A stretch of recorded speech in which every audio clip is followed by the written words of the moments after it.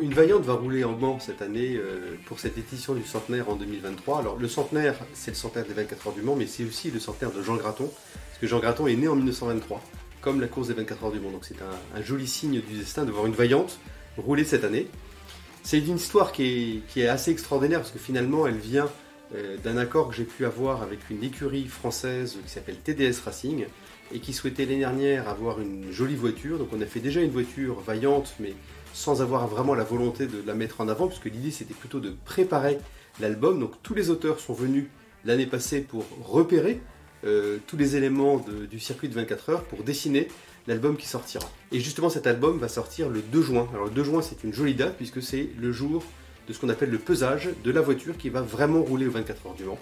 Cette voiture, elle va commencer à rouler 2 jours après sur le circuit du Mans, le dimanche 4 juin.